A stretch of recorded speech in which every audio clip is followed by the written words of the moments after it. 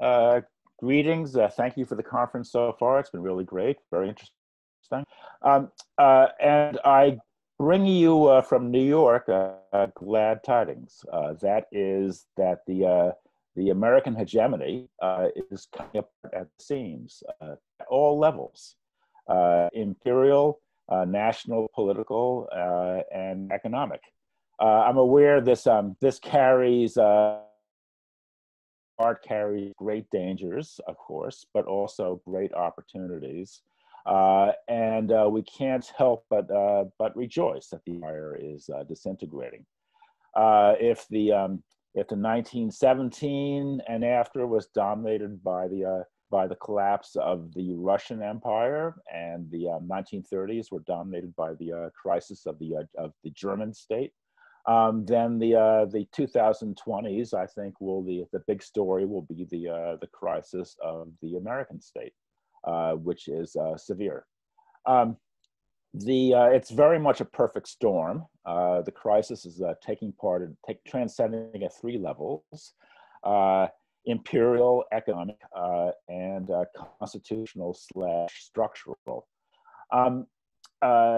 The Imperial Crisis. In 1987, a historian named Paul Kennedy wrote a very good book called The Rise and Fall of the Great Powers. The catchphrase that came out of that book was called Imperial Overstretch.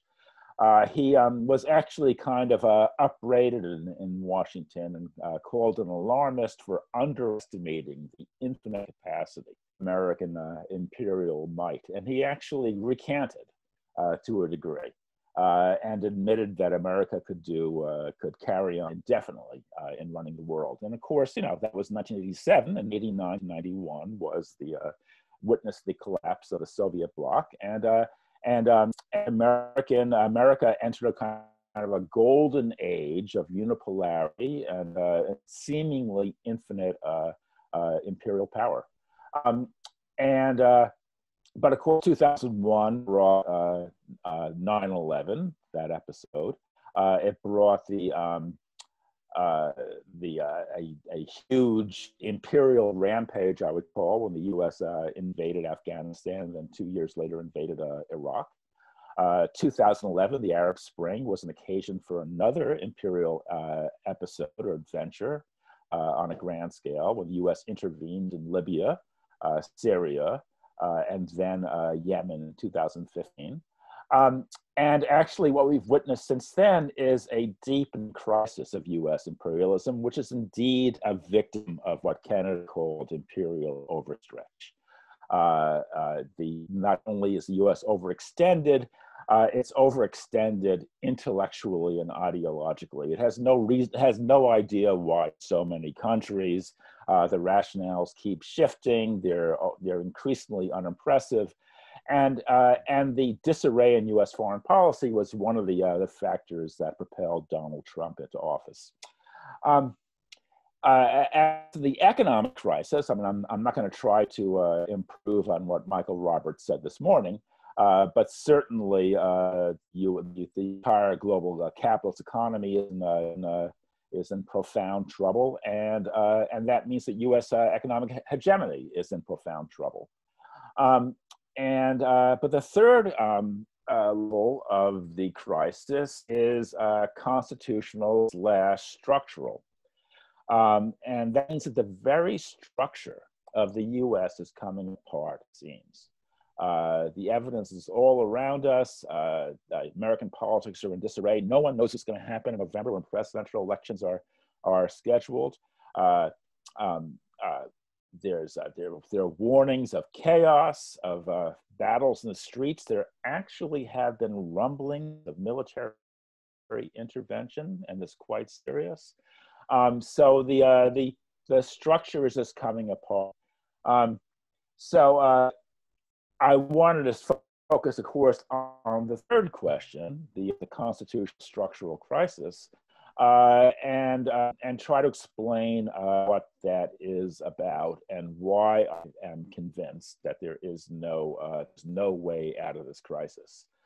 It's truly a terminal crisis, purely a terminal crisis. And I also might add that I've been predicting this for 25 years. And all my predictions have come true because my analysis is really a very simple one. America's founding fathers, the tribal elders who gathered in Philadelphia in 1787, essentially did us the great favor of encapsulating American political structure in one 4,200-word document, the U.S. Constitution. That document has grown to 7,500 words over the ensuing 233 years, but it's fundamentally the same.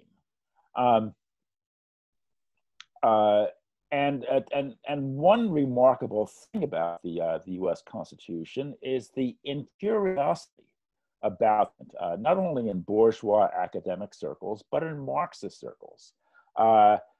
People tend to assume that it's nothing more than a legal code, a law like any other, but that's actually not true.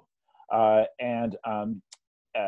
my surprise, when I first sort of got into this project, I discovered there had been no really serious Marxist inquiries into the strange nature of this document and consequently the strange structure of the United States.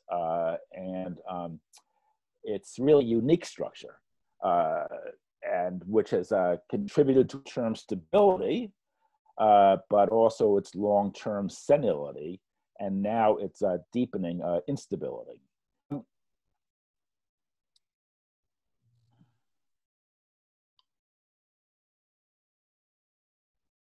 All right, now the thing that is that that people seem to assume that the Constitution is legal code. They also sort of assume that it's democratic. There may be some imperfections, some shortcomings, as it would be with any kind of bourgeois democratic code. But the general assumption is that it's, broadly speaking, a democratic document which has given rise to a democratic society. But to me, that's rather like assuming that the Bible is the good book, which of course, people assume for centuries. But of course, when you read the Bible, you realize that it's not a good book. It's filled with all kinds of atrocities and absurdities and this and that, and this and that. Tells are remarkably ungood. So the U.S. Constitution is much the same way. It's not democratic. In fact, in many ways, it's anti-democratic, and it's not a legal code. The best way to describe it is as a charter. Historically, the best models for it are the Spartan Constitution, which, as people probably know, was that there's a mythical lawgiver named Lycurgus who devised a constitution for the Greek city-state of Sparta. Ordered all Spartan citizens to take an oath of loyalty to the Constitution, an oath in which they vowed never ever to change the laws because they were so perfect. And then Lycurgus disappeared. And there was never, therefore, any opportunity to change the laws because the author, the source of the laws, had vanished. The other historical example is Moses. Moses brought down a constitution of sorts, or a law book, or a Torah, whatever you want to describe it as, from the mountaintop, and gave it to the people of Israel, and ordered them to sustain the laws, to rise up to the laws. And of course, we know from the Bible that the story the Bible tells is the Hebrews repeatedly fell away from the laws. They fell into illegality. They were punished by God. Then God would forgive them, and they would try again to uphold the laws, and they would then fall away. So these are the two intellectual models that presented themselves to the founding fathers. In fact, there's a famous story that was told about Benjamin Franklin, as he was leaving the Constitutional Convention in Philadelphia in 1787, and a woman known as Mrs. Powell accosted him in the street and said, "Well, doctor, what have you given us, a monarchy or a republic?" And Benjamin Franklin answered, "A republic, if you can keep it." Now, that's a perfectly Mosaic model. I mean, the people didn't create the Constitution themselves. Benjamin Franklin, descending from the mountaintop, gave the law to the people, and like Moses to the Israelites, said, "Here is the law. Can you maintain it? Can you be equal to the law? Can you uphold the law?" And that model essentially has defined American politics ever since. In fact, the story of Mrs. Powell is a favorite among op-ed writers. Everyone tells it's one of the great cliches of American politics, but actually it contains a very important kernel of truth. This backward-looking quality of the American legal structure. And I'll tell another story. In 1842, a journalist caught up with a man now in his early 90s, known as Captain Preston, who was the last surviving veteran of the Battle of Concord and Lexington. And the Battle of Concord and Lexington was the opening battle in the American Revolution. Took place in 1775 in Massachusetts. And the journalist asked Captain Preston why he had gone to fight, and he asked if he went to fight because he felt oppressed. And Captain Preston said, "No, not really." And did you go to fight because you were outraged by the Stamp Acts or the tea tax? And he said, "No, not really." Were you motivated by teachings by famous Anglo philosophical theorists of the day like Harrington or Sidney or John Locke? And Captain Preston replied, "I never heard of them." So the journalist said, "Well, why did you then go to fight?" And Captain Preston replied, "Young man, what we meant in going for those redcoats was this: we always had governed ourselves, and we always meant to. They didn't mean we should." So in other words, the revolution was very much a restorationist revolution. The Americans felt they had arrived in paradise. They had escaped all the troubles of Europe. They had escaped from all the historical dilemmas. They didn't want to be forced to adapt to new ways, and therefore they fought to maintain their habits of self-government. Now, to quote the Lampedusa's The Leopard, everything had to change in order for things to remain the same. So in the revolutionary process, they had to adopt an elaborate new constitution in order to maintain those old traditions of self-government. So I just bring this up to emphasize the very powerful conservatism that animated the American Revolution, the U.S. Constitution, and American life ever since. America is structured as a conservative democracy. And at its most democratic, it's at its most conservative. And this is very hard to understand. It's very hard for Americans to understand as well. But that is the essence of American politics. And among historians, among students of or historians, you have to remember that America was settled between 1608 and 1630. And so there's a long pre-history to the revolution. The colonies were in existence for 150 years, a century and a half before the revolution took place. So there's been a great deal of study over the last, since the late 60s, into the political prehistory of the Constitution. And actually a sharp conservative named Samuel P. Huntington had a theory of the Tudor polity in which Americans, the Puritans who settled in Massachusetts, were animated by a nostalgia for Queen Elizabeth. They were, of course, opposed to the Stuarts, and therefore they prided themselves on sort of reproducing a kind of a Tudor constitution in America, one that would be decentralized, bottom up, traditionalist, and of course rigorously Protestant. I could go on in prehistory. It's really quite fascinating.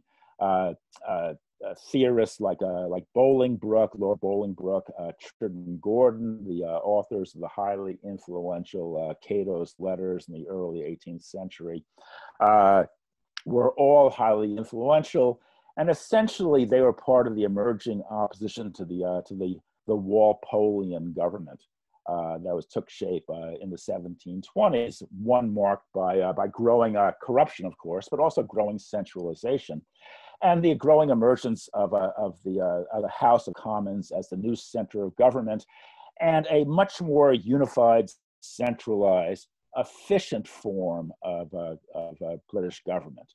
And of course, the important thing to stress is that it was British imperialism which was the force for change, and the U.S. The Americans, who were influenced by these people like Trenchard and Gordon, who were highly critical of Walpolean centralization, who the whole process and sort of tried to fight back by developing a theory of anti-government, anti-power, decentralization, country roughness as opposed to urban luxury and fineries, etc. So that was the basic ideological current that gave shape to the American Revolution, which was very much a country rebellion against the court, represented by Parliament and the Crown. And the revolution was successful.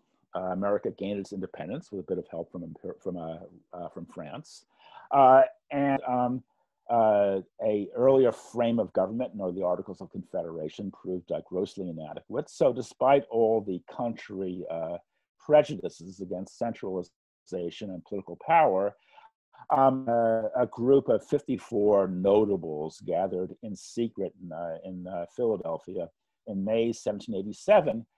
To create a document which would be much more would still somehow try to bridge the gap between centralization and decentralization, between political power and checks on political power, between a nation state and a loose federation, et cetera. They wanted to try to somehow square the circle and balance these disparate forces together. So they over the period of 4 months, they created this 4,200 word document. It's a document consisting of a preamble, which is a very popular sovereignty, which says that we, the people of the United States, in order to form a more perfect union, establish justice, ensure domestic tranquility, provide for the common defense, promote the general welfare, and secure the blessings of liberty to ourselves and our posterity, do or establish this Constitution for the United States. It's a very famous bit of prose, and it seems to encapsulate a very pithy definition of popular sovereignty, in which the people, in order to improve their own condition, can do anything they want. They can create new constitutions, and in the process, by the way, toss out old constitutions, because remember the Articles of Confederation, which were still in existence, still the law of the land, were just unceremoniously tossed out the window in the creation of a new plan of government. The document then has 7 articles dealing with the powers and responsibilities of Congress, the president, the federal judiciary, states. There's an amending clause which discusses how the document can be changed. So it does break with a Lycurgan orthodoxy or Mosaic orthodoxy, and it allows for change, but allowance for change is limited. There's a 6th article dealing with quote known as the supremacy clause, as the Constitution shall be the supreme law of the land. And there's a 7th article dealing with how the Constitution will be ratified. So that essentially is American government in one package. And, it was really a kind of remarkable exercise in 18th century rationalism, where these people, the founders, got together and decided to somehow just create in one session, lay out a very neat plan for a government of 3.5 million people, but which some people were aware would try to extend itself as far as it could across the North American continent. So it was a national charter and an imperial charter too, because actually the word empire was frequently used when people discussed the American geographical national ambitions. But if I was a professor and a student had turned that document into me, I would have marked it up with red pencil and given him a C-. He tried hard, but it's just filled with unresolved contradictions, and which the student made little effort to try to resolve. The most obvious contradiction concerns the preamble, which, as I said, laid out a concept of popular sovereignty, which seems to be completely unbounded. We, the people, are supreme. They can do anything they want to improve their situation. And in combination with Article 7, which is deals with the ratification process, Article 7 says that the Constitution shall be considered ratified when approved by 9 of the 13 states. And that was actually in contradiction to the law of the land, the Articles of Confederation, which said that any constitutional change had to be approved by all 13.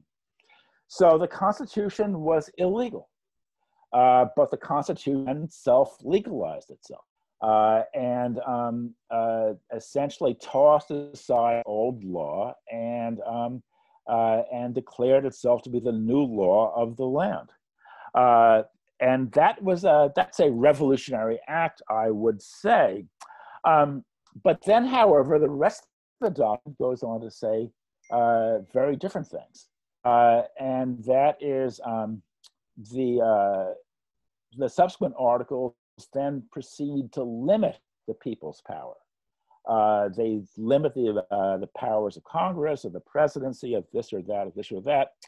And the amending clause, and this is terribly important. I hope this is not too dry for everybody. But the amending clause, which discusses how the Constitution can be changed, said that not one comma could be altered without the approval of 2/3 of each House of Congress, plus 3/4 of the states. And this meant that 4 states, representing as little as 10% of the population, could veto any constitutional change. And actually, the Article 5 went even further. It said, for example, that when it came to the slave trade, that nothing could be done to alter the slave trade until the year 1808. A full 20 years after ratification. So even if every last American had decided that the slave trade was an abomination, that not one more African should be kidnapped and transported across his will to the New World, the Constitution said the people could not do anything at all in that regard. Then, with regard to the Senate, which is the America's upper house, and strangely enough, it's more powerful house, which is based on the principle of equal state representation. That is, Virginia and Rhode Island have the same 2 senators, just as California today and Wyoming do, even though California's population is some 70 times greater. The Article 5 stipulates that the principle of equal state representation cannot be altered in the slightest without the consent of every last state, which essentially is impossible. So you go from popular sovereignty, and then to a few thousand words later, severe restrictions on the power of the people. So this is seemingly illogical, seemingly incoherent. It makes no sense. You can't resolve this contradiction in any way possible. When it comes to the question of democracy, the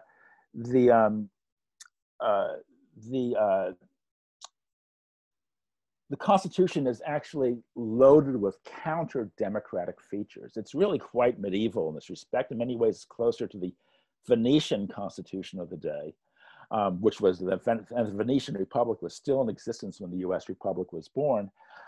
It's filled with indirect voting schemes, especially weighted voting schemes, limits on voting, fragmented voting, etc. All designed to prevent the people from coming together in one single unified mass to make national policy. And in a collection of essays known as the Federalist Papers, which is required reading for all American poli-sci students, in the Federalist paper, James Madison, which is the most famous of them all, James Madison was quite explicit as to what the reason for what the justification for this was. And he said that society consists of multiple conflicting economic interests, manufacturing, mercantile, landed, i.e. slavery, etc. And the whole purpose of good government was to prevent any one interest from trampling the rights of any other interest. So the interests had to remain separate and equal, because any violation by one of the other was, to Madison, a textbook definition of injustice. So reading between the lines, what we can see is that Madison, who was from a very prominent planter family in Virginia, was concerned with safeguarding planter rights, slaveholder rights against incursions by the North. This is tremendously important, and this essentially locked the system into place for the next 75 years. There's a wonderful American historian named Robert R. Palmer who wrote The Age of Democratic Revolution.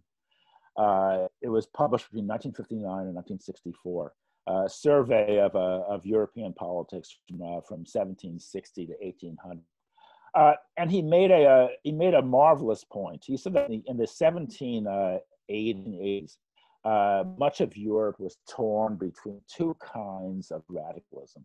A reactionary radicalism, which saw freedom and liberty and democracy as something laying in the past, and more forward Jacobin style radicals who believed in progress and rushing forward to the future. This was true in France. It was true in Switzerland, for example, and Swiss politics has some remarkable similarities to American politics. But the American Revolution and most of America's founders were clearly backward-looking traditionalists. This is especially true for Madison and Jefferson. So the limited powers that the Constitution conferred and the extreme limits on the ability of the people to change their own political structure, the political structure made in their name, gave rise to a kind of agonistic politics. one in which the people want to do things, want to change things, but are prevented by their own legal structure from doing that. And that, for example, describes the entire pre-Civil War period. From 1820, when the slavery issue really burst into the fore with the Missouri Compromise, up until the Civil War, and then also the post-war period, the rise of capitalism, industrial capitalism, the growth of a fierce corporate dictatorship, et cetera. Now, I don't want to retell the whole story, all of US history. I don't have the time. I'd love to, but I don't have the time. But the important thing about the antebellum period is that the Constitution gave the South, Southern slaveholders, and by the way, the number of large-scale Southern slaveholders was surprisingly small, but it gave them an iron grip on American politics. I think 12 or 13 of the first 15 presidents were slaveholders. The famous 3/5 clause, which counted slaves as 3/5 of a person for purposes of constitutional representation, gave the South 25 extra seats in Congress and 25 electoral votes.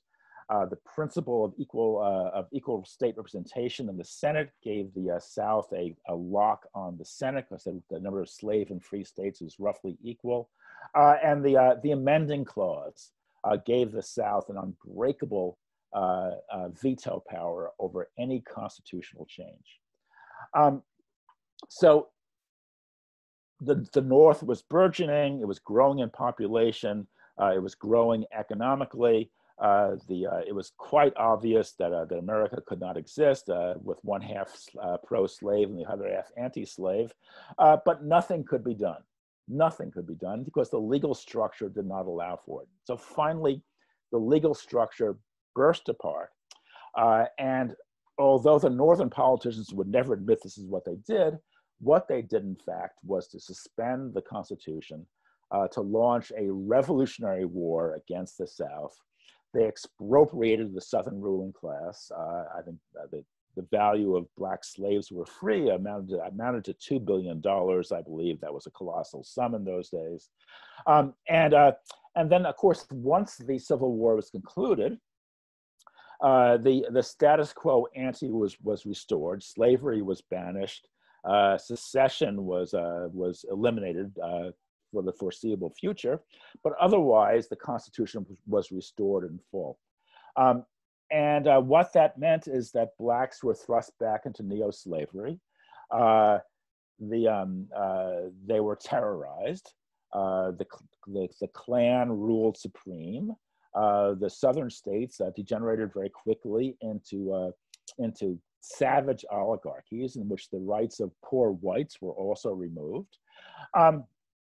And this is the status quo. Whereas in the North, we saw an untrammeled corporate dictatorship and the growth of a kind of a super capitalism. By the 1890s, the U.S. was emerging as the world's supreme industrial power. The first billion-dollar corporation, which is U.S. Steel, was I think chartered in 1898. And a sociologist named Michael Mann noted that the curious paradox of American politics is that the American ruling class was united to a degree, the American capitalist class, that was really exceptional even by the standards of other industrial countries, whereas the American working class was disunited, disaggregated to a high degree as well. Divided by religion, ethnicity, race, geography, states' rights, etc. So America was never able to develop a united, centralized socialist movement, and the failure of American socialism was overdetermined. Now there was fierce repression, and in fact, it's been pointed out that America probably had the most violent labor relations in the industrial world outside of Tsarist Russia. huge battles, huge repression, very high levels of violence, but the essentially the socialist movement was beaten back, and by the 1920s was destroyed due to this Madisonian framework, which had been established, by that point, a century and a half earlier, which was effectively locked in stone. So we saw the part of the constitutional structure in 1861 to 65, the restoration of the old constitutional structure in the latter part of the 1860s into the 1870s, the country sinking back into a corporate dictatorship, intensely conservative. In the 1920s, America. It's been America's political situation has been compared to Mussolini, to Hitler and to Mussolini. The left was savagely repressed. Political conformity was imposed across the board. You had prohibition, for example, which was directed against the immigrant masses and was extremely punitive.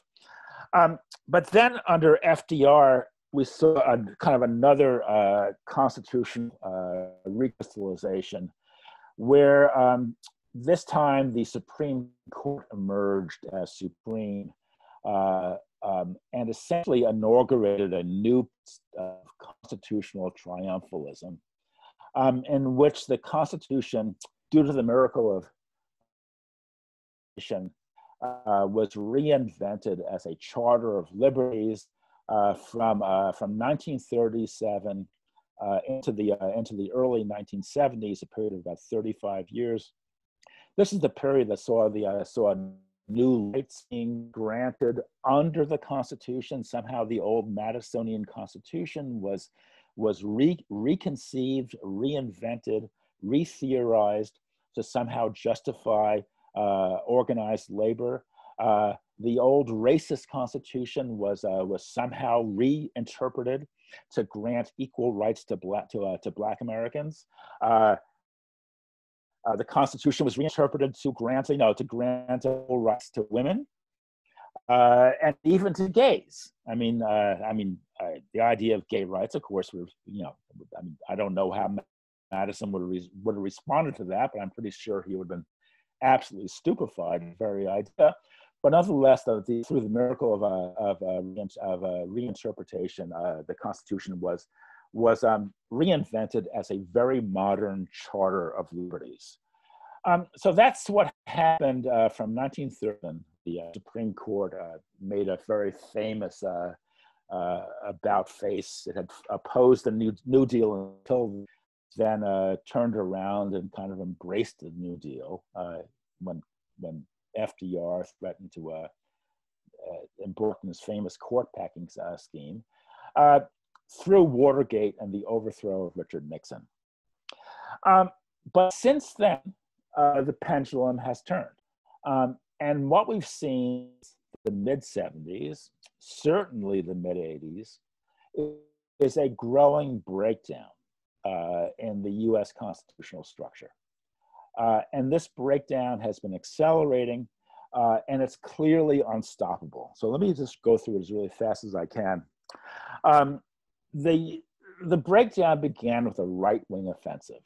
And I noted that, I saw that Michael Robert talked today. He sort of showed one of his graphs about showing profitability, showed that the turnaround in 1983, when the neoliberal reforms were instituted, and suddenly for the next 15 years, roughly, profitability was on the upswing.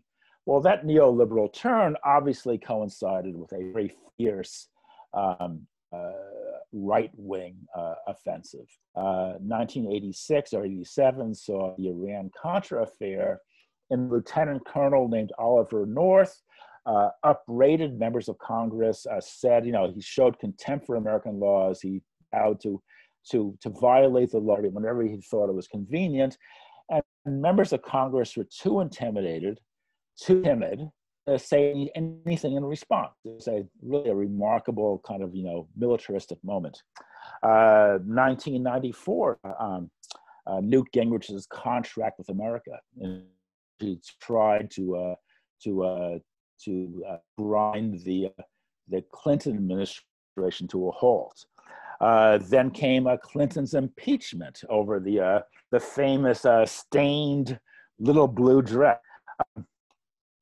The year 2000 saw the Battle of Florida, in which and the famous Brooks Brothers riot, in which Brooks Brothers is an upscale American's men's store, a clothing store that recently went bankrupt, but it's one in which all these well-attired Republican operatives broke into a government office in Miami, Florida, where they were counting ballots, and they were debating, arguing over the famous hanging chads as to which ballots were valid, and physically stopped the voting, and threw the whole question into the arms of the Supreme Court, which was dominated by Republicans, and awarded the presidency to George Bush.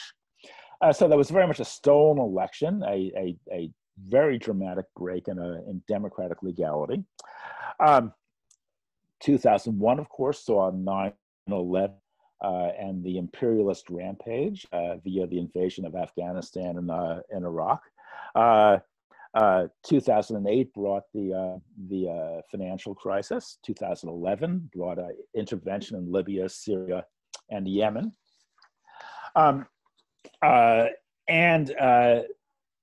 In the long recession that followed, we saw a dramatic decline in social conditions out in the hinterland.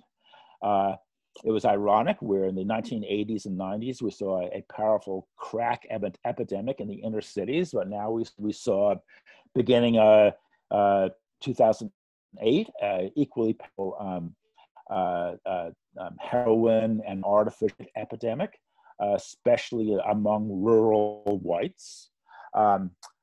American life expectancy declined for 3 years in a row due to drug abuse, obesity, suicides, alcoholism. So we're talking about the growth of real despair in the heartland. This, of course, laid the basis for Donald Trump.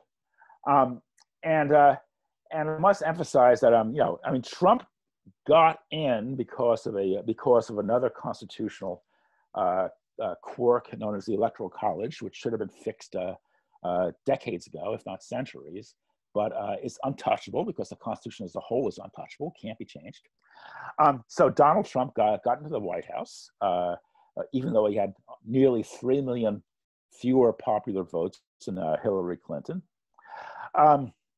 The Democrats rose in revolt. We saw for 2.5 years an endless uproar over Russiagate, in which Democrats tried to attack Trump from the right on the grounds that he was overly friendly or overly or not warlike enough towards Russia, and the media, the intelligence agencies, the Democrats created an uproar over Donald Trump's alleged collusion with the Kremlin. And the Democrats did this. There was no evidence whatsoever it was true. The evidence was entirely cooked up. The Democrats did this because they only feel comfortable attacking Trump from the right.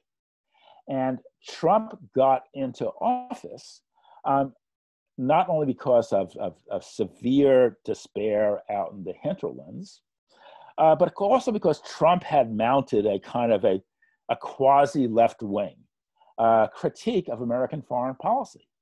He attacked America's forever wars. He attacked Hillary Clinton's support of the invasion of Iraq.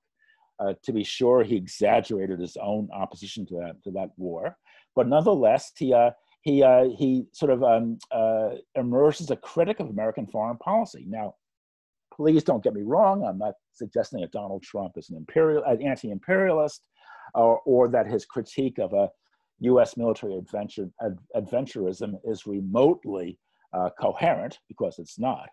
But nonetheless, he battened off this growing dissatisfaction with Democratic Party imperial adventurism.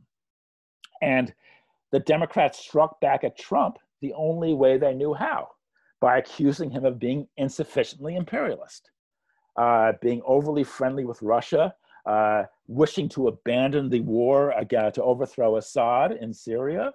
It was a bizarre moment, and being insufficiently supportive, of course, of the neo-Nazi-backed regime in Kiev. So that brings us to the year 2020, the Annus Horribilis, when everything caved in.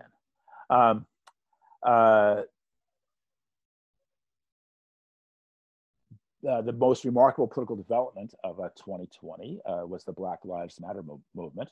And if you've read my stuff in Workers Weekly, you'll see that I'm actually highly critical of the movement. The movement is involved, sent millions of people into the streets, but politically, its character was really quite low.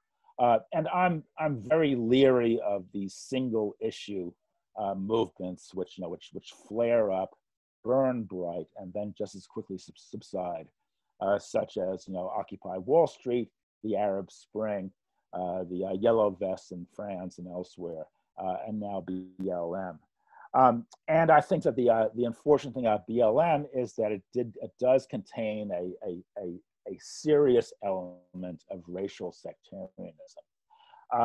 And I think that's important because I think that it will be very important in generating support for Trump, in alienating white workers who should oppose Trump, but are even more opposed to white liberals. And the whole affair reminds me very much of the Arab Spring.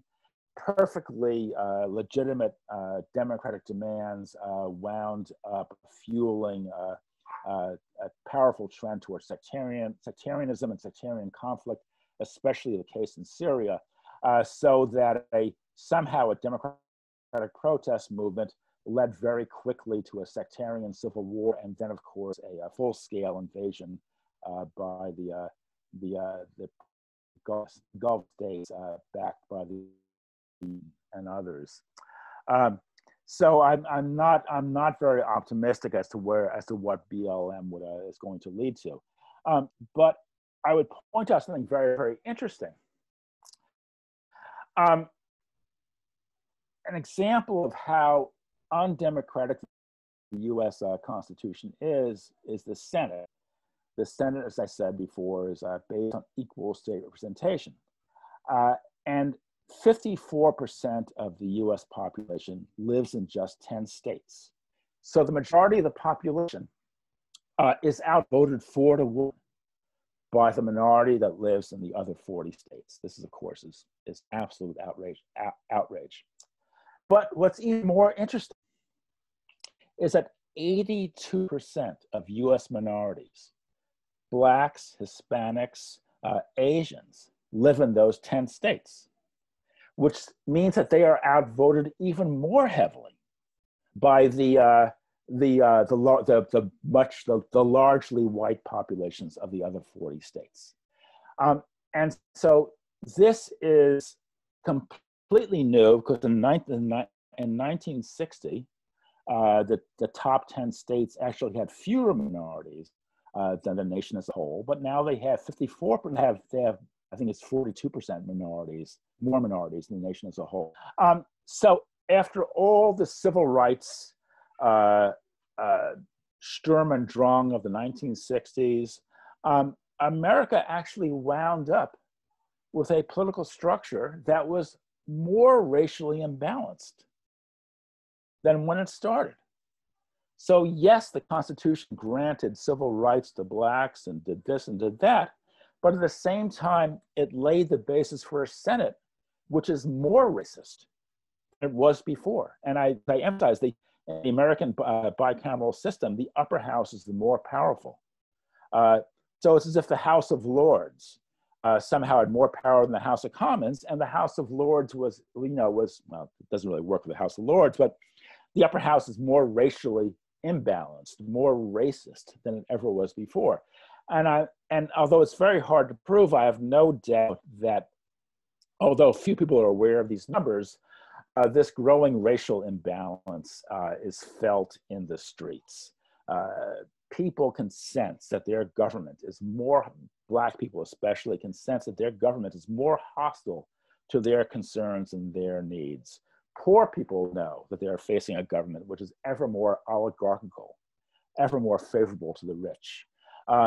America is moving in the direction of a classic, 18th century Venetian style or Genevan style republic, an oligarchical republic in which the white capitalists just have disproportionate political power, and the system is growing more and more hostile to the needs of of workers and the poor, of whom minorities are a growing portion.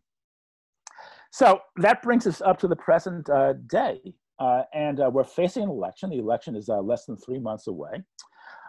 What we're facing chaos. America, there's no commissioner of elections in America. Elections are run by the 50 states, separate elections. And many of the 50 states, in fact, most of them, devolve the power to run elections to the counties. So we're facing more than 3,000 separate elections in November. Due to COVID, we're facing 80 million mail-in ballots. Trump has already denounced those ballots, has announced that that they are a recipe for all kinds of democratic shenanigans and corruption and electoral theft. Lawsuits are being filed right and left. And what we will likely see in November is a repeat of the Battle of Florida that we saw in November 2000, but one in which there isn't just one Brooks Brothers riot, but many Brooks Brothers in many states, leading to, and undoubtedly the whole thing will, the ballot counting will undoubtedly drag on for weeks. We don't know if the ballots will be counted even by January 20th, which is inauguration day according to the Constitution. We don't know who will win or even who will determine who will win. The thing will likely wind up in the hands of the courts, but we don't know what the courts will do. They may award. We just have the court maybe presented a snarl that it can't unravel. And as a consequence, there have been very serious talks of military intervention. Joe Biden has raised the possibility. He said, that if the military has to force Trump out of office, he is quite confident the military will do its duty. And recently, a couple of retired lieutenant colonels in the Army published an open letter to the chairman of the Joint Chiefs of Staff, in which he called upon him to do his constitutional duty to use the 82nd Airborne, believe it or not, to remove Trump from office on January 20th if Trump refuses to go. This is a sign of a Republican structure in acute breakdown, where small d Democratic civilian populations, politicians are essentially looking to the military to arbitrate differences, to solve disputes that they cannot solve themselves. And the military is emerging as an independent player. And even if nothing happens, even if everyone is surprised and the whole thing goes smoothly, I can't see how it can. But even if that happens, the very fact that America is now discussing military intervention in those terms shows that a corner has been turned. And essentially, the old constitutional structures are inadequate to the task. They can't uphold the political structure, and the political structure is crumbling. And what is clearly waiting in the wings is some kind of move towards a frank, a kind of frank authoritarianism. State of emergency. We don't know what it holds, but clearly the trends are moving in that about them. So we are entering a terminal crisis, and because the Constitution is unchangeable, there's no way of repeating the structure. There's no way of updating a 233-year-old structure.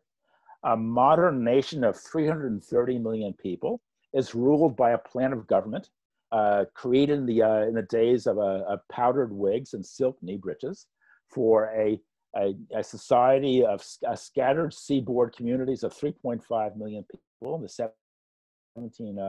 1780s. It's absolutely outlandish, but nothing can be done because the Constitution does not contain a toolkit adequate for its updating, its repair, its modernization. So that's the situation we've arrived at. I mean, I am absolutely confident that there is no way, and that we're entering into a new stage, which, as I said in the start of my talk, is very dangerous, but is rife with opportunities.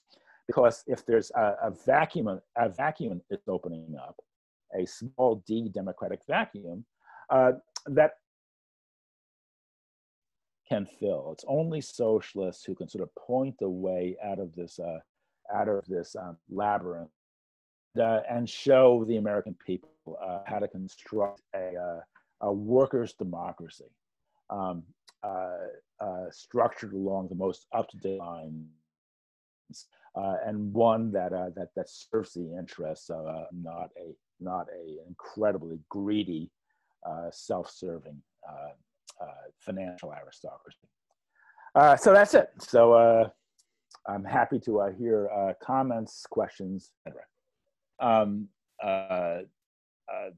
A lot to cover here. Peter Manson raised the issue of really whether American hegemony is cracking, and if China is really emerging as a political rival to the US. The US, is that a good thing or a bad thing? I mean, the crisis of American imperialism is just getting underway. But the fact that the US, that China is putting up a stiff resistance to the US in the South China Sea, and there isn't much the US can do about it. The situation there is very dangerous. The US is flailing around helplessly in Afghanistan. It wants to pull out. There's a disagreement at the top about Syria. These signs of growing confusion and disarray at the top. Yes, the U.S. is a formidable military power. Its military clout is not to be underestimated, but there's this growing confusion as to what is to be done with it, and how to meet a growing China threat, what to do about Russia, what to do about Iran, for example. The U.S. has waged a barbaric economic warfare and really biological warfare as well, since the U.S. has actually blocked an IMF emergency, a $5 billion IMF emergency loan for Iran that it wanted to use to combat the COVID epidemic. But there's this growing confusion as to what to do with this, why it's being done, what purpose is being served. America's oldest ally in the Middle East, Saudi Arabia, is a basket case. No one, the Saudi regime has no future. No one knows what to do with that regime. The war in Yemen is a huge embarrassment internationally. The U.S. has suffered a huge defeat in the UN Security Council, when I think the only country supported its proposal for additional sanctions against Iran was the Dominican Republic. So clearly, U.S. foreign policy is under stress. It's coming apart. The process of coming apart is just getting underway. But I'm confident the crisis will continue and intensify, and whether or not that leads to military conflict, I don't know. Trump, in certain ways, has been surprisingly cautious, but the long-term trend is clear to me. The U.S. has turned a corner. Its power is not what it once was. When Peter talked about the question of of the British Constitution, you're right. There is a powerful economist current, both in Britain and the U.S., which sort of wants to accept the constitutional arrangement as it currently exists, fight for working class gains within that context. But it's not possible, and it's certainly not possible in the U.S., where this oppressive structure just would allow anything at all. So I think this economistic trend has got to be combated very, very strongly. But the question that Peter raises, how do you mobilize, how do you organize a working class movement, a Marxist movement, in such a context? And that's the question we all face at this moment. I mean, the tide is turning against us. The political atmosphere is increasingly hostile. Workers seem to have no appetite for these broad political questions, but yet they must grapple with these questions, because they will get nowhere if they don't. And the task seems impossible, but it's also necessary, because there simply is no way forward without a conference. And then Geraldine Thorpe, on a similar issue, asked if a democratic vacuum is opening up, what's the attitude of the left in relation to this vacuum? Are the people or leftists prepared at all to step into the breach and take things in hand and show the American working class the way out of this swamp? And the answer is, at the present time, no, not remotely. I can't emphasize enough the all-pervasive quality of this constitutional structure, all-pervasive across the board. This is how Americans think. This is the American mentality. Americans think of their constitutional rights, whether it's right to parade about with a military assault weapon, or a right to exercise their freedom of freedom of speech, et cetera, all these rights, all these privileges are rooted in this document, and Americans really can't conceive of these rights in any other context, and they can't conceive of things that they make for themselves politically in the here and now, which of course, and the reason is not because it's not that Americans are stupid or lack imagination, is that this all-pervasive quality of this constitutional culture. It really leaves no corner of American society untouched. I mean, you can't be too dogmatic about it, because American society can't be too dogmatic about it. In America, my laptop is somehow filtered through this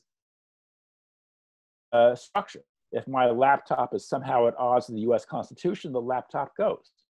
So that the Constitution touches every last fiber of American society, and developing the crucial things to develop an independent left-wing working class perspective. But that is something that we have not been able to achieve so far. Mike McNair brings up the question of the Somerset decision. That was the decision in 1772, I believe, which said that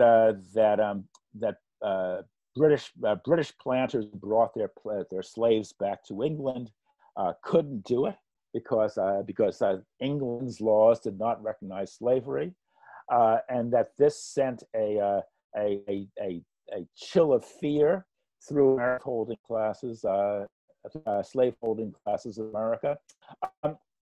This is a matter of intense controversy here in the United States. I actually don't feel fully confident.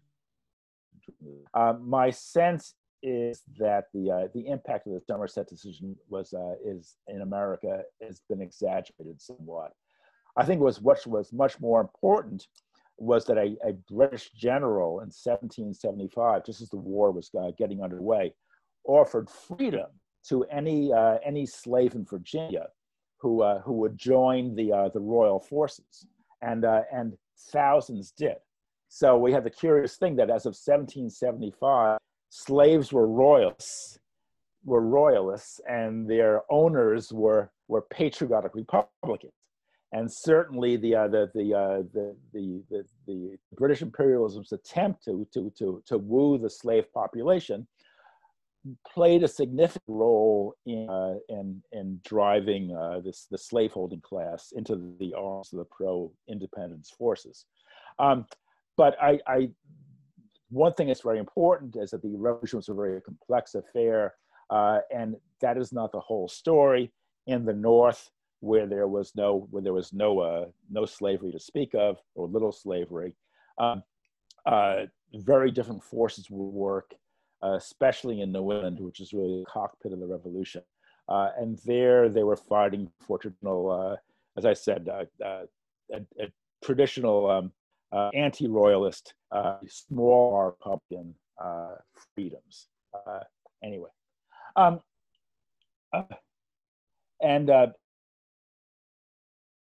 my Constitution is right. The Constitution, the U.S. Constitution, classic mixed Constitution, which over the years somehow invented as a democratic constitution, but the reinvention was very shallow, and what should have happened at some point was a thorough revamping from top to bottom of the old slaveholders' constitution, and that never happened.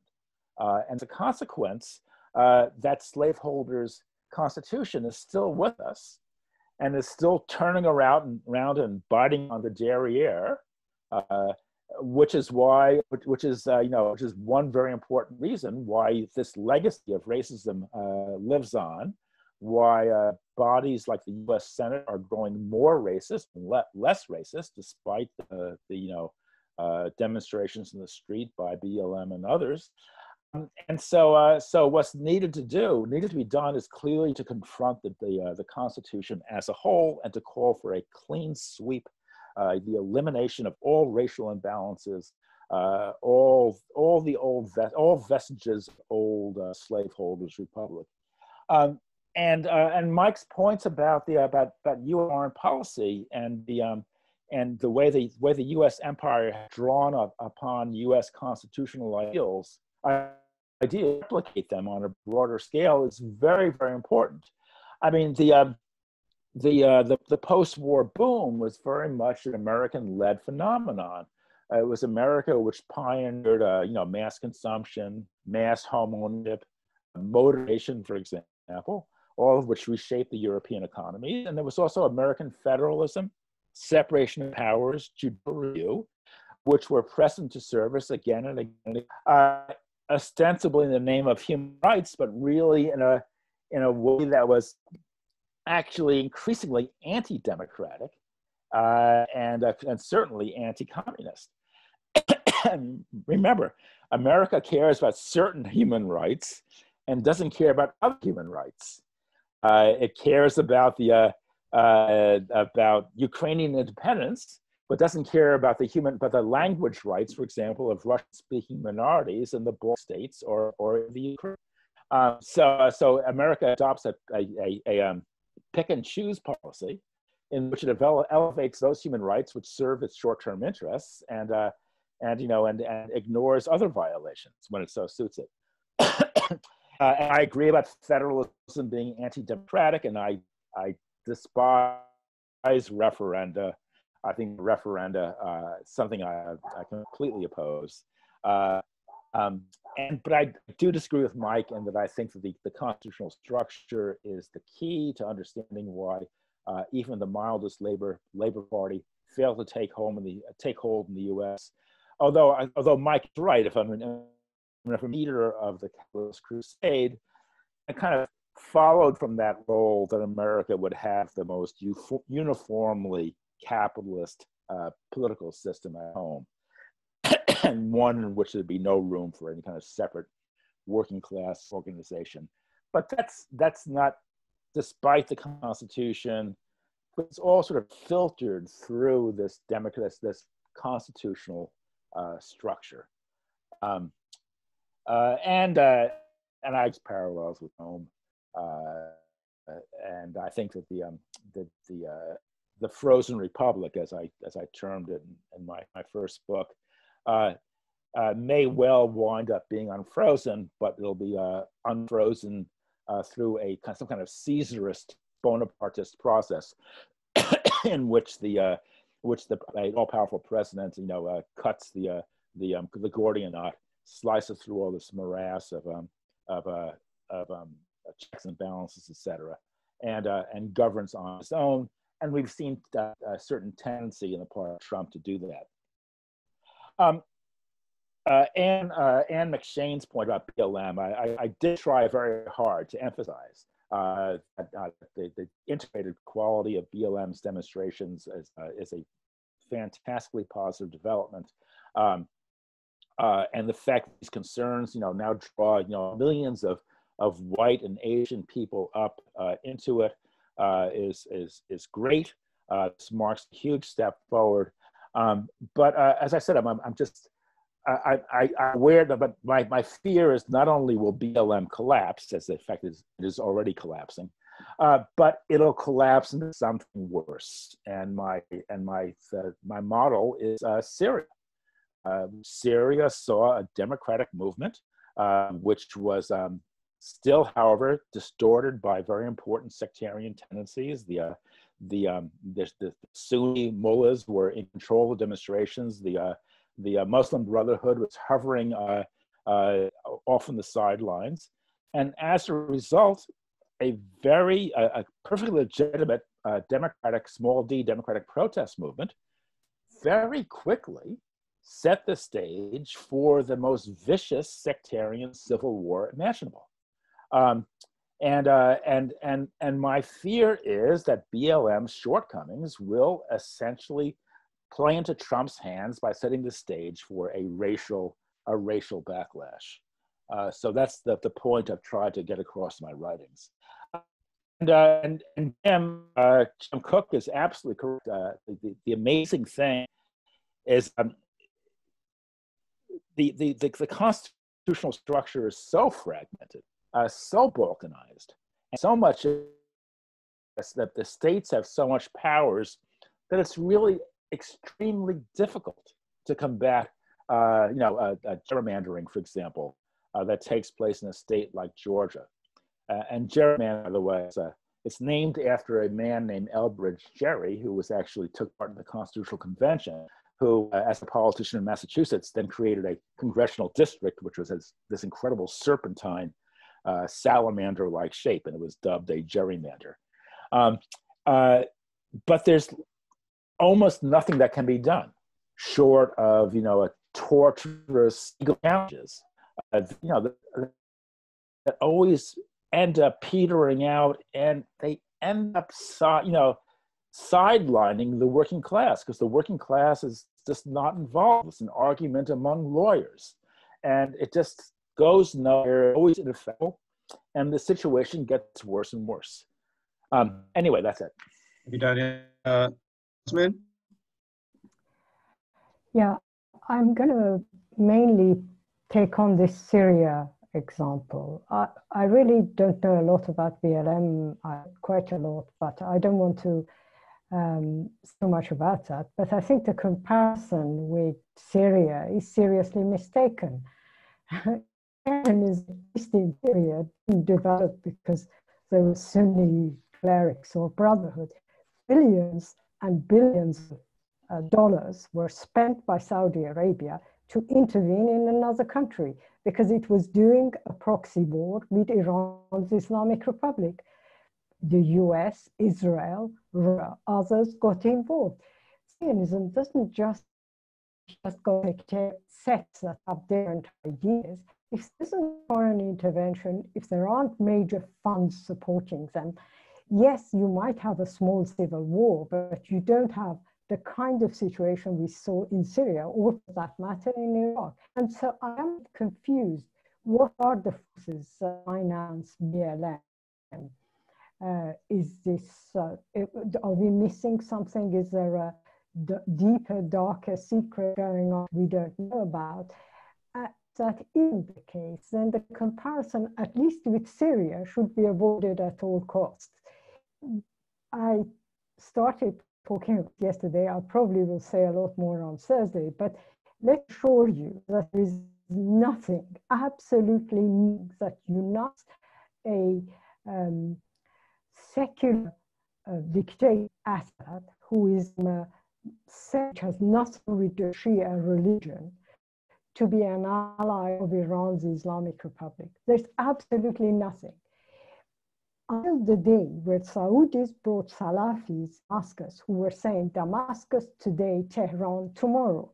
And there was money involved there. There was, so sectarianism, we can make a bogey out of it, but we should definitely, under no circumstances, buy the US media or the US president or the Democratic Party's propaganda about wars and civil wars in the Middle East. And then, worse that, deduce from this a BLM. So I'm sorry, but angry with the comparison with Syria. So thank you.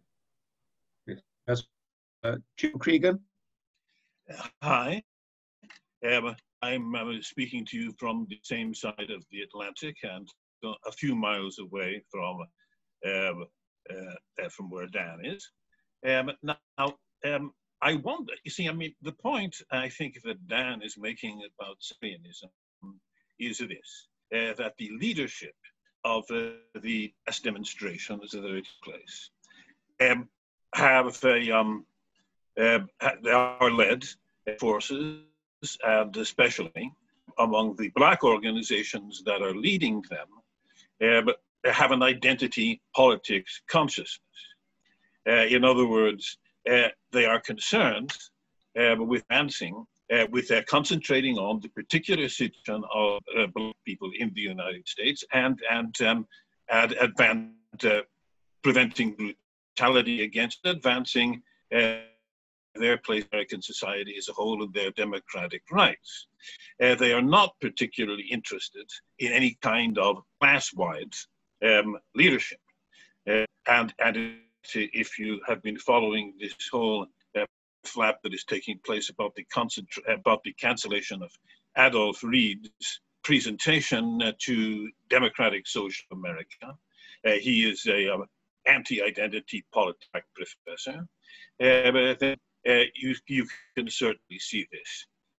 So, I mean, that is danger. But I wonder, Dan, if you're not giving short shrift to the Black Lives Matter movement, because certainly one of its outstanding, first of all, this is probably the most widely followed, this is the biggest series of mass demonstrations, probably in American history.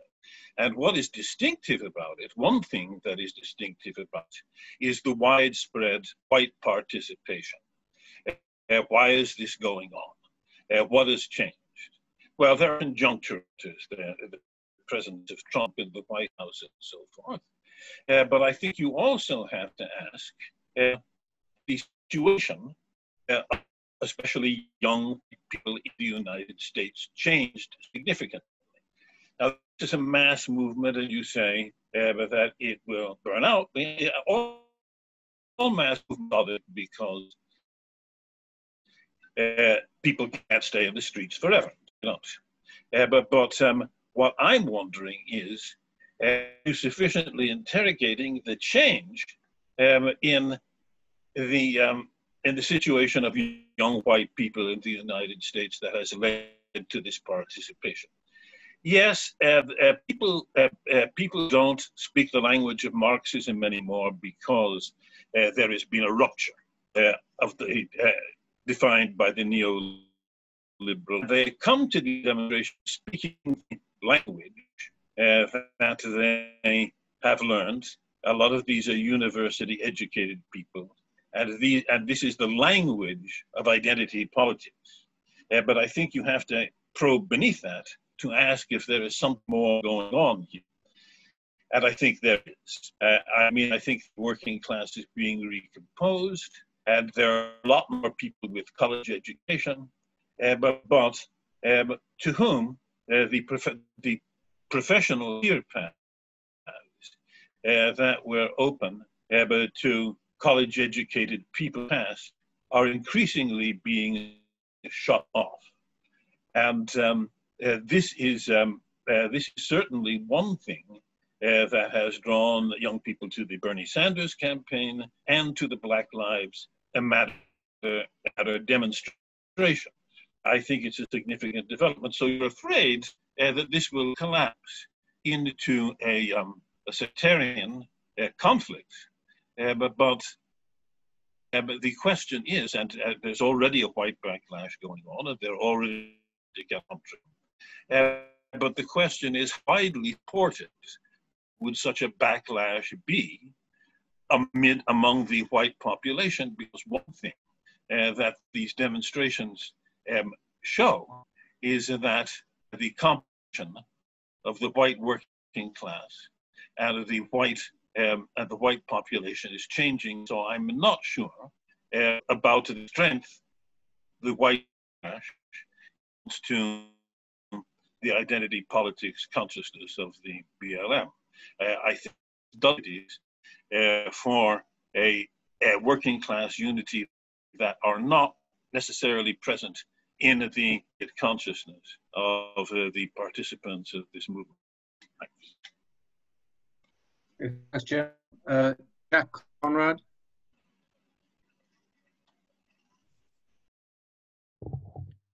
Yes, thanks for that, Daniel. My own take on what you've been saying is at least an initial skepticism, because there's no doubt that the United States is in decline. Almost you have to pose what else could happen given how hegemonic it was. It sort of exercised a sort of super hegemony.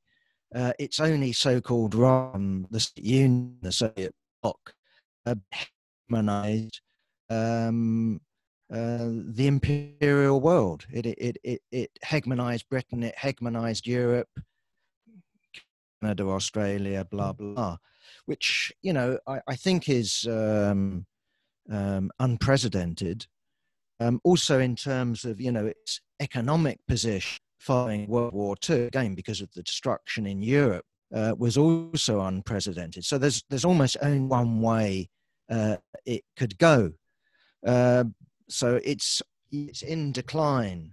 I don't think there's any doubt about it. But in terms of declining powers, they can take a damn long time declining. And I think sort of pose the question, okay, so you've got this hegemonic power, who's going to replace it? And to me, the idea that China is set to replace the United States, I am extraordinarily skeptical about.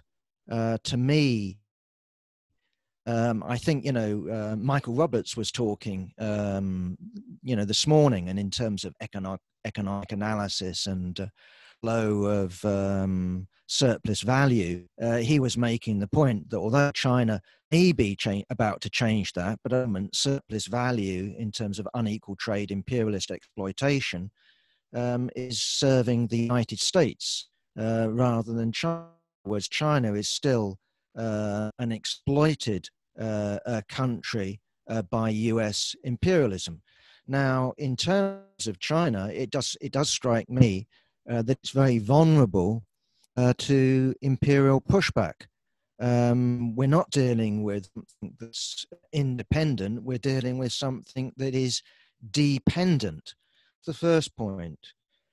Secondly, in terms of constitutions, you used, in terms of one of your analogies, is the Bible, or the Ten Commandments, or whatever you want from the ancient Hebrews.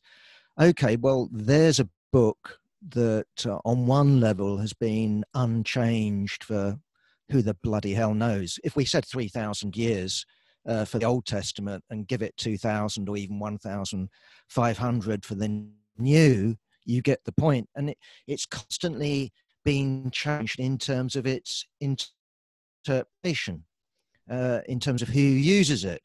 But this is being used by a slave-owning class in ancient Rome. Constantine becomes the official religion.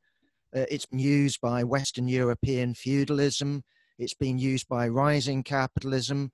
And looking at the United States today, the Bible Belt, it's also being used to decaying capitalism. So, okay, if that's your analogy with the Constitution, I go with it. But also you've made the point that this Constitution, in spite of unchanging aspects to it, has constantly been changed. You quoted the New Deal. You quoted anti-discrimination questions. You can look at the suffrage. Mike raised it. I think that there was one state, wasn't there, that had something approaching universal male suffrage. Now you have universal, in spite of all the cheating, you have universal male suffrage and universal female suffrage. You don't have slavery anymore, etc., etc. So that's just that point. Okay, moving on. In terms of this federalism thing, I think it's just worthwhile thinking about Frederick Engels. I'm not sure of the date, but this is him commenting on the Erfurt programs, the early 1890s. Interestingly to me, he's looking at the United States, which I don't think the US left takes much notice of, and saying, well, we ought to fight against the presidency system because it's monarchical, but also any progressive value that remains in the state system is surely long over. But he says, Michael McNair, but he says that in the British Isles, I think he says the British Isles, he's talking about Britain and Ireland, federalism would represent a step forward, right? So not advocating independence for Ireland, he's advocating a federal relationship with Ireland. So I agree with the general sentiment that we're against federalism, but I don't think we should absolutize it. That's the same way that if you look at why Lenin adopted federalism, it's because of the strength of the national question, which surprised him. Maybe it shouldn't have, but it did in the collapsing Russian empire when they took over. They didn't understand, I think that's true, the extent of nationalism, let alone anything else. Okay. Lastly, then, in terms of what's going to happen, again, I can sort of see why, if you look at the United States mid-19th century, you can see this clash coming between the slave-owning system and the wage labor system, and how the chances are that that would end in civil war. But when I look at the United States now, while I see, seething discontent, at almost every level and malfunctioning, I cannot see why the plutocracy, the billionaires would back a civil war. I can see the army might intervene against a president who's refusing to admit defeat when it's bloody obvious, or something like that, in order to keep order and therefore break the Constitution, and there's reinvention. But in terms of sustained civil war, what we're looking at is either Trump carrying out some sort of coup, but on behalf of who? The president, or the army acting in interest of the capitalist class to get rid of an awkward president. At least that's how it strikes me. I suppose Black Lives Matter, just worth a comment if you can go with it. I agree with your criticisms of it. The question is, though, what should the attitude of the left be? It shouldn't be to tail it. That I agree with you on. But what else do we expect from, spontaneous movements? We don't expect them to be healthy. We don't expect them to be spontaneously Marxist. We expect them to be spontaneously confused, and they are. And of course they got identity politics. Of course they have. And the precise problem is the lack of a coherent mass left or in a party. Of course it will burn itself out. Of course it will have a reaction to it. There can be gains, and I think we're all agreeing that it's fantastic to see so many people on the streets protesting against police violence, and it's fantastic that white people and brown people have joined them. Situation I followed very closely. I've written extensively about it, and I'm certainly aware that what began as a civil war turned very rapidly in a foreign invasion by the Saudis and the other Gulf states. But at the same time, I think it's incorrect to not to recognize that sectarianism is a problem inside Syria. Protest demonstrations began. They have very few, if any, Christians or Alawites took part. Also aware, by the way, of the differences between and the 12 Shiism practiced in Iran, or 7 are practiced in Yemen. So I'm aware of these differences. I think but it's important to recognize that the demonstrations broke a highly polarized polity, and is remarkable. And what is the lesson that I take from those protests is that how grievously they backfired. I mean, who can object to people protesting against the Assad dictatorship? I mean, those protests on one level were were entirely justified. Yet at the same time, they wound up leading to an even more poisonous atmosphere that set the stage for a foreign invasion by the Gulf states and the U.S. and Britain. So believe me, I'm not trying to let the U.S. and Britain off the hook. I'm not trying to adopt a State Department style analysis, but I think it's unrealistic not to recognize that sectarian division is a fact of life in Syria. It's one that the Ba'athist regime has been unable to overcome.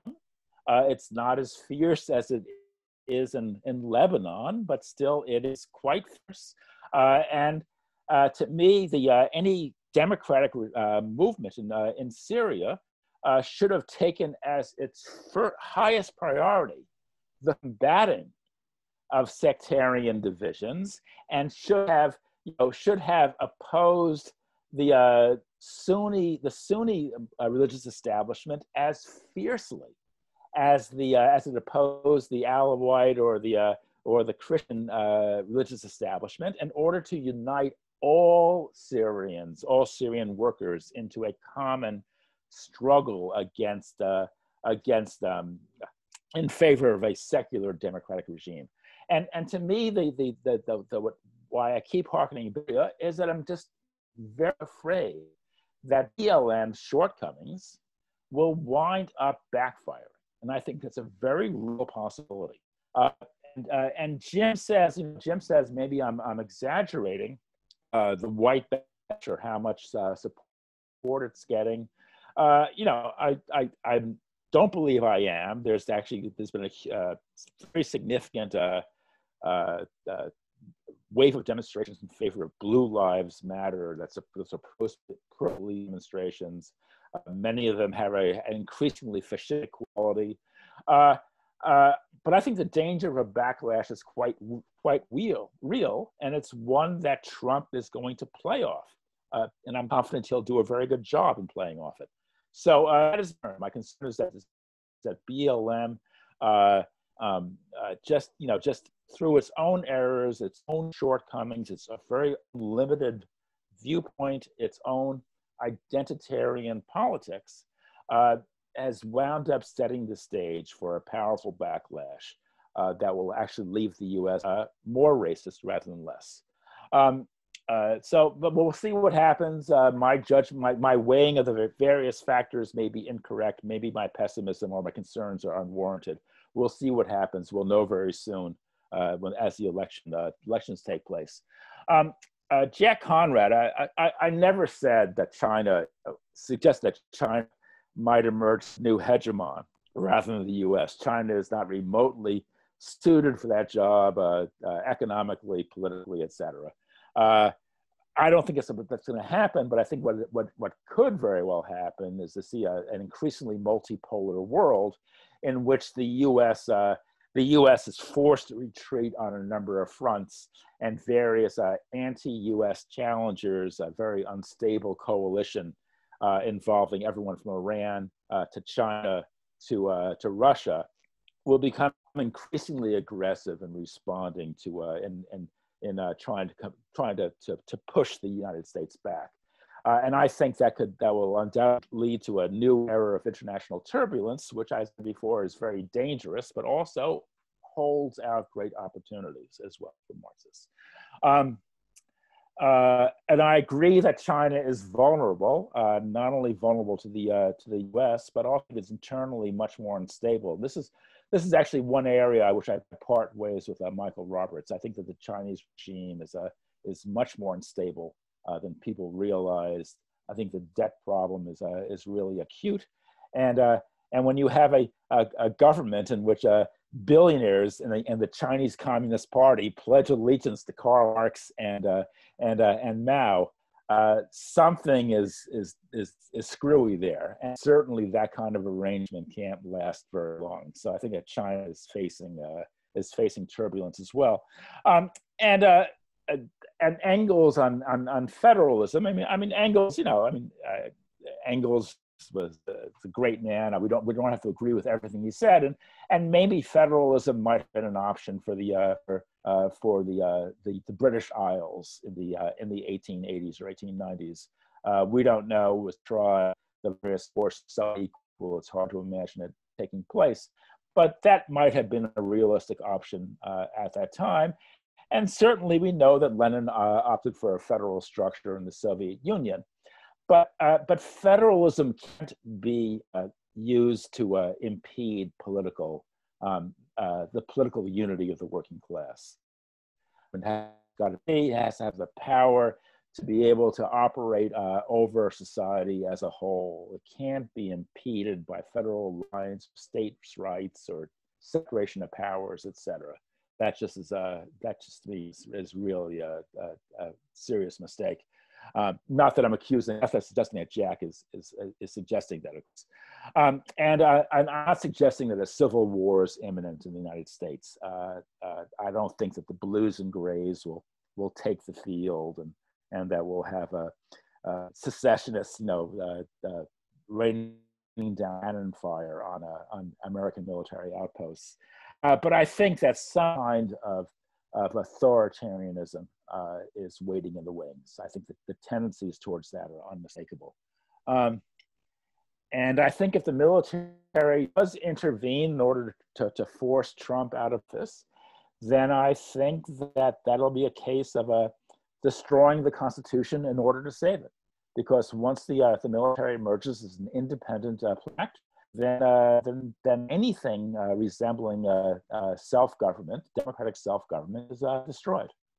And I think where the U.S. is heading. And I agree that he's right. Spontaneous movements spontaneously erupt and they spontaneously subside. and we shouldn't expect too much from BLM, because that's the nature of the beast. But I think that BLM, the ideology of BLM, politics that have been unleashed and have gone very, very far. People are being fired for saying for their jobs, careers are being cut short, heavy intimidation is at work. The press is playing this game as well, the New York Times, the Washington Post. And it's becoming more and more oppressive. There's both the left, right, and once again, I think it's an example of how BLM may very well wind up playing into the hands of Trump. Virginia McFadden raises the question of all lives matter, and this is where I really disagree with her. I think that BLM's rejection of that slogan was a historic mistake, because I think that logically, all lives matter and Black lives consistent. As I wrote somewhere, it's in the Weekly Worker, it's the equivalent of one for all and all for one. And BLM rejected it. Alicia Garza, one of the co-founders of BLM, wrote an article in 2014 in which she said that all non-Blacks, even other victims of racial oppression, benefit from anti-Black repression, anti-Black racism. To me, that was really outrageous, an outrageous expression of racial sectarianism. And things like that are very self-destructive. If I was in BLM, if I was leading BLM, I would have welcomed the Lives Matter slogan with open arms. Would have said yes. Let us build a working class interracial movement against police violence and racism in general. Remember, 3 of the 4 people killed by police every year, about the 1,000 people killed by police every year, are the 25% is Blacks. The 25% that is Black, that is double the Black portion of the U.S. population. But when you account for class, the racial bias, while still present, is much less impressive. So there's a powerful war against working people and poor. The police are out of control. Political controls over the police are minimal. They really they really have a license to kill. And that question must be approached in a class manner. This is not an issue of putting race aside, by no means. It's a question of building an integrated working class movement which is anti-racist, and that is the only anti-racist movement I believe is possible. And John Smithy has asked whether Trump's victory was a reaction to Hillary Clinton-style liberalism, and it certainly was. Remember, Hillary Clinton was increasingly elitist and militaristic, and its use of identity politics was in an increasingly militaristic and elitist way. So Hillary Clinton and her fellow feminists would gather in places like the Hamptons or Martha's Vineyard or Silicon Valley, et cetera, and pump their fists and talk about the power of sisterhood in a way which is all but designed to infuriate working class whites, working class men, working class whites, et cetera. So yes, the reaction to that has been very powerful, very powerful. I mean, it's also you can get into trouble in certain circles by even acknowledging the power of that. Even it is quite powerful, and it may be an important whether Trump's losing support among women and the elderly, Trump actually did very well among white women, did well among older age groups. As to what effect COVID-19 will have on that, we can only begin to guess. I mean, Trump's handling of the epidemic has been astonishingly inept, astonishing. But the American population is trained to expect the worst of government. I mean, it has so because government is the enemy, government is oppressive, government is evil, government is incompetent. As Ronald Reid said, the scariest words in the English language. Hello, I'm from the federal government and I'm here to help. So, so that kind of logic sort of leads one to think that, well, you know, the fact of life, the fact that the U.S. is handling it so badly, sort of shows, in a screwy way, it shows the level of American liberties. I mean, this to me is completely nuts, but actually describes the logic of a good portion of the population. And so we'll see in November. We'll see whether this craziness catches up with Trump or whether Joe Biden and Kamala Harris, who are also utterly reprehensible. Okay, I've got one comment left, Jim Cregan, but you have to be very, very quick, very, very pithy, as Daniel has to say good night and thank you very much in a few moments. Okay, I'll try to be as brief as possible. The problem with the slogan, this was a slogan that was chanted by at a Trump rally, used at a Trump rally against anti-Trump demonstrators in Tulsa, Oklahoma. And the problem with the All Lives Matter slogan is that it misconstrues what Black Lives Matter, that slogan in itself, is saying. They're not saying that Black lives should matter, white lives.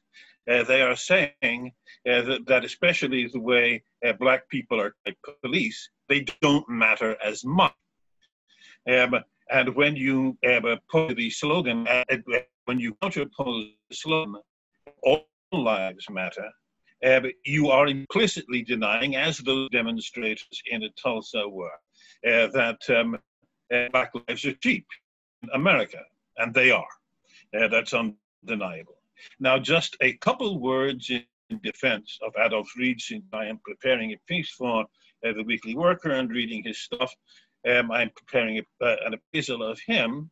And when he objects, I'm Anne McFadden, when he objects to disparity discourse, that is, black disparities, that Black people are much more severely affected by COVID-19, he is not denying that they are. He's not denying that disparity. What he is trying to say is that what he is objecting to is the use of that statistical disparity alone, as opposed to, for instance, economic disparities.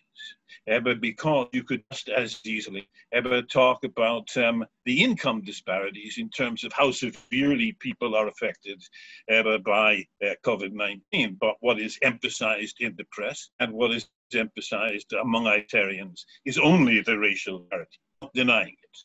And in terms of his okay, 1 minute.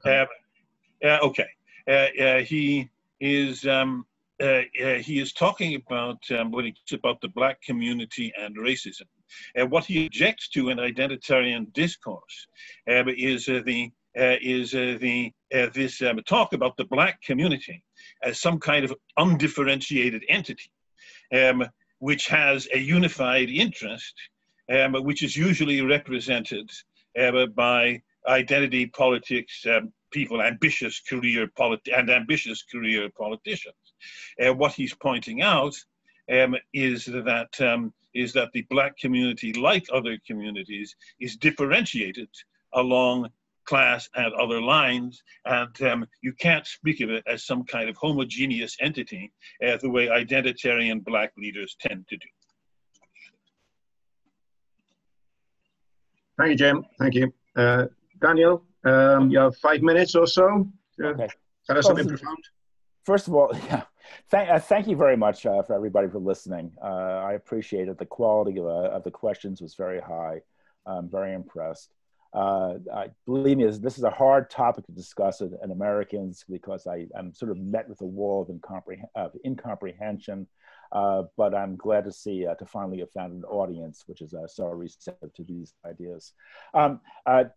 With regard to Adolf Reid and Black identity and the COVID crisis, the hardest hit neighborhood in New York was Elmhurst, Queens, which is a neighborhood, a heavily immigrant neighborhood dominated by Hispanics.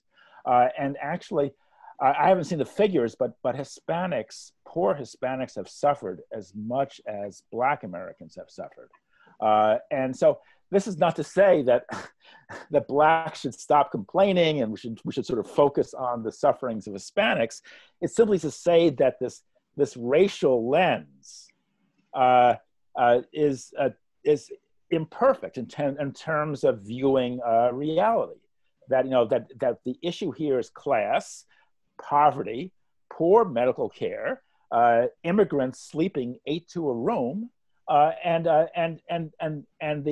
that's what we should be focusing on. I mean, I'm certainly no one's suggesting that Black people are biologically somehow more susceptible to COVID-19, and that this lens, which Americans are increasingly applying to everything, this monomania, winds up obscuring reality rather than illuminating it. So that is just the nature of my complaint. And I think that the U.S. I see Black Lives Matter as in the end not helping to get the U.S. out of its labyrinth. In some ways, I see it as a further development of American society and breakdown. I'm sorry, I'm sure it's very offensive to many people, but that's how I see it, and we'll see if I'm right. Somewhere Lenin once said that when the bourgeoisie, even when the bourgeoisie tries to be anti-racist, it winds up being racist. And that goes for American bourgeois society. Even when it tries to be anti-racist, it winds up being sectarian. It winds up approaching the problem in an unfair, uneven manner, which sows the seeds for its own destruction. And so that's what I think we're facing in the US today. And a left-wing movement, a proper Marxist movement, must create a working-class anti-racist movement in opposition to all the professional identitarian politicians out there who are monopolizing the conversation. I mean, must unite Black and white workers against their own bourgeois and against their own middle-class politicians who are monopolizing the conversation. That's my final point. Thank you. Thank you, Daniel. Thank you. Okay, thank you, comrades.